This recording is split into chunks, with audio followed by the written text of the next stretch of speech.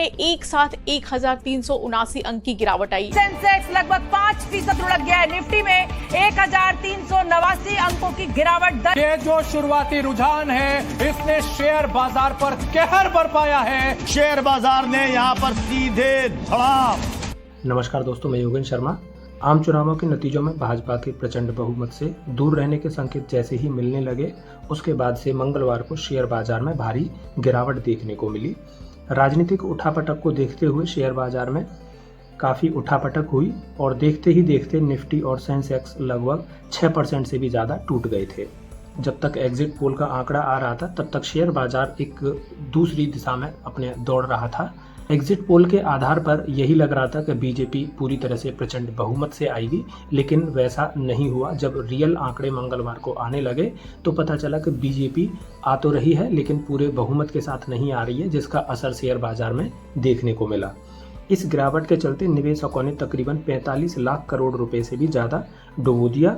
मंगलवार को BSE index 5.74% से नीचे फिसलकर अपने 2 महीने के निचले स्तर पर जा पहुंचा था। इससे पहले 23 मार्च 2020 को कोरोना महामारी के कारण लॉकडाउन के चलते निफ्टी और सेंसेक्स में तकरीबन 13% तक की गिरावट आई थी। यदि कुछ शेयर की बात की जाए तो एनटीपीसी के शेयर में तकरीबन 15% से ज़्यादा की गिरावट देखने को मिली।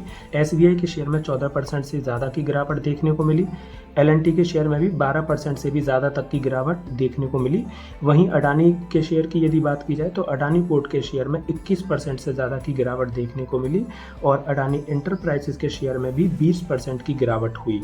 वहीं यदि बीएसई मिड कैप इंडेक्स की बात की जाए तो उसमें 8.07% तक की गिरावट देखने को मिली। बीएसई पर लिस्टेड शेयरों में से 3,349 शेयरों में गिरावट देखने को मिली, जबकि 488 शेयरों में तेजी देखने को मिली। इसके साथ ही 292 कंपनियों के ऐसे शेयर थे जिन्होंने अपने 52 वीक लो तक को क्रॉस कर दिया था या छू लिया था।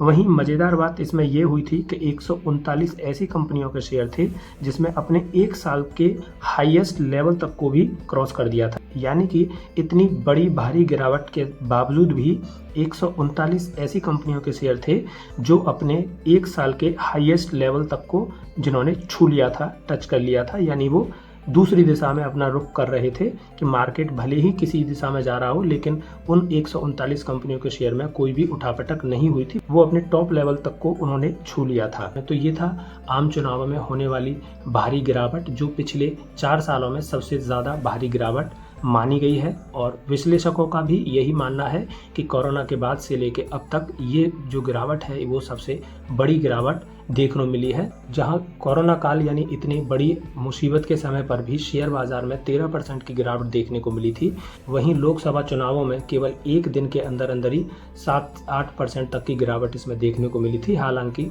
अंत में वो अपने कवर करता करता वो 6% तक भी रहा था। तो कोरोना काल के बाद ये जो गिरावट है ये सबसे बड़ी गिरावट मानी गई है आम चुनावों में। आज के लिए इतना ही, धन्यवाद।